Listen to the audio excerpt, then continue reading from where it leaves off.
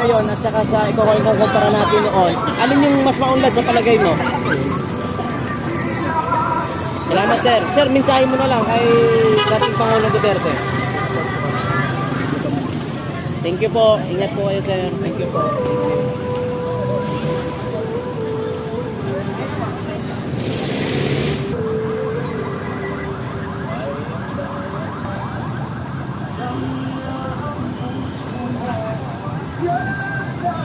Sir, galing ka pa na masada niyan, sir. Paano mong nakita tong signature campaign? Kasi ako dyan sa House of So ano masasabi natin ngayon, sir, dahil kailangan natin ng signature na isa ka sa nakipag-cooperate. Sana makalaya na si Pangulong Duterte. Okay. Picture daw, sir. Sige sir. Picture po kayo na. Sige po, tapos sir. Okay sir. Sir, okay. 1, 2, 3, go. Wait lang kuya.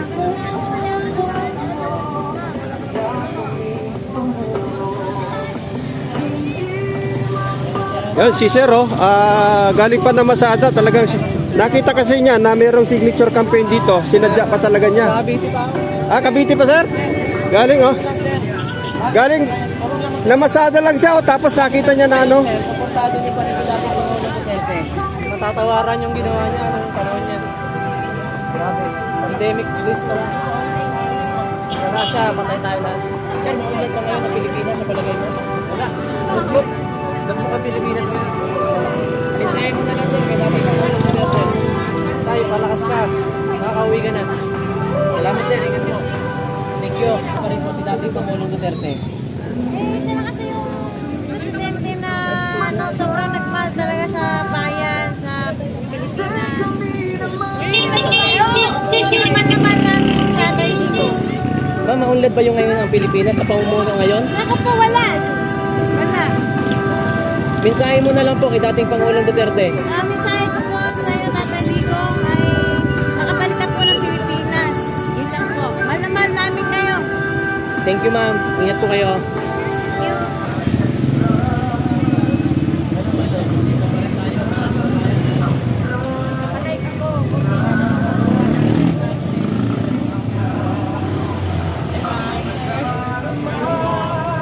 ano ko. Hindi, kanina sa school. Nasa na, nalito sila yung kanina, natatawa ako. Sige po. Ang saya ng Sige po, sige po.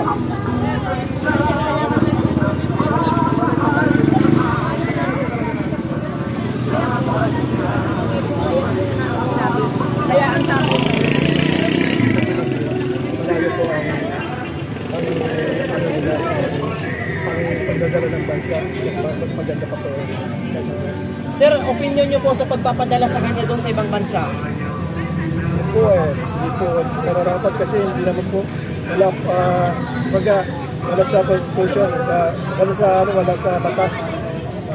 Sir, huli na lang. Maunlad ba kayo ng Pilipinas? Sir, maraming salamat po. Ingat po kayo.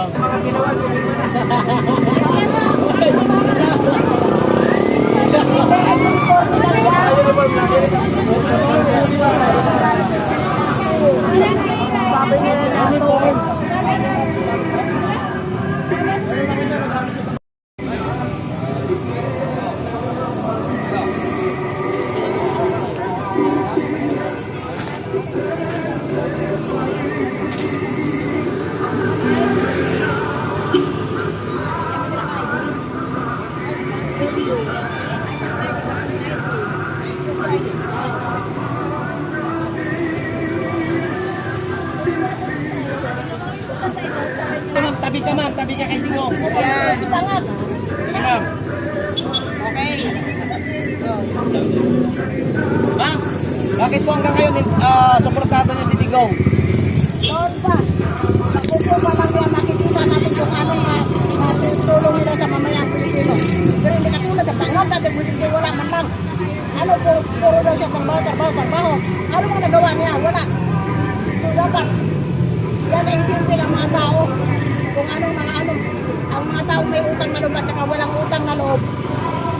Ma'am, mensahe mo kay Bongbong Marcos. Kaya ang mensahe mo lang sa presidente natin, sana naman ikaw wala kang utang na loob, pero ang presidente natin si Digong ay may malaking utang na loob. Yung nanay mo nga, palibasa, hindi ka anak tunay. Hindi yan anak ni Minday. Salamat po. Ma'am, isa na lang po. Sabi ng mga Marcos vlogger, maunda daw kayo ng Pilipinas. Ano sa palagay niyo? Kaya nga yan nga sabi ko kung bakit ang Facebook ko halos hindi na mag-open. Yan sa ano ko, anong tawag mga comments ko. Paano ako na lang bayan natin eh? Bigas nga, sa sipot, hindi piso pa binabayaran ka. Dapat hindi pabayaran, punta lang ng tulong. Pero siguro dati, lapas-pasok ako sa Malacanang. Humingi ako ng tulong dahil pinaalis ako ng pinsel ko. 10,000 ako dahil kay Digong. Lapas-pasok kami. Pero ngayon, sabihin ka lang ng Malacanang wala. Sundalo na. Thank you, ma'am. Salamat po, salamat po. Makakarating po ito. Galing lang ako. Thank you po. 1, 2, 3, go. Wait lang, ako pa po. Isa pa po, isa pa.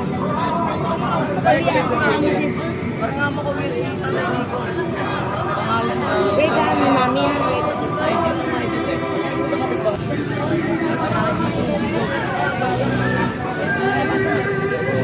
Pinipicture ang pagpasok. Ma'am, ano bang mayroong pamumuno si Digong na minahal niyo po siya? Dati kasi nakatira ko sa Quiapo. 2016-17, di ba siya na yung president? Naranasan namin maglakad na bitbit mo yung cellphone mo, walang sasabi sa'yo. Tago mo yung cellphone mo kasi baka may hablo. Yung kaba, kahit promise, kahit alas 2 ng madaling araw, alas 2 maglakad ka doon. Walang ano sa tulog lahat ng tao. Ganun lang kasimple ang buhay. Maganda, masaya, walang takot. Diba? Yun lang naman gusto natin mga Pilipino eh. Mamuhay ng tahimik. Maglakad, walang hindi ka kabado. Diba? Yun lang. Ngayon po, Ngayon, Diyos ko, makarinig ka lang ng kaluskos. Tara mo na yung pinto mo. Baka biglang may pumasok sa'yo na. ma'am, isa na lang. Maunlad ba ngayon ng Pilipinas? Dati yung 1.5 mo, tatlong plastic. Ngayon yung 1.5 mo. Maliit na plastic na lang. Wala na. Wala na, naghihirap na lang lahat ng mundo.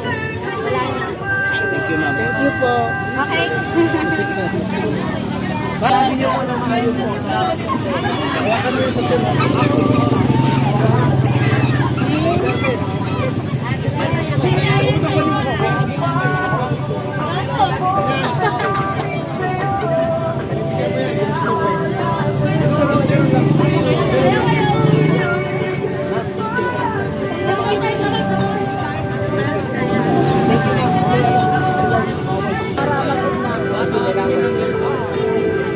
Ang dami pumipili.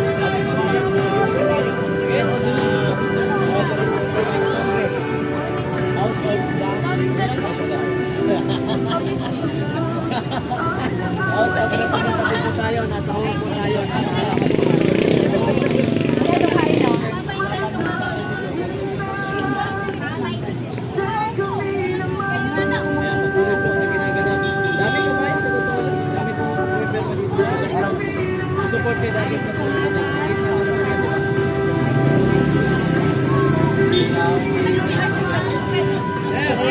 picture sir, picture lang ito. Duterte. So, may Duterte ko. Hawakan mo. Sir. Tapos, Yes.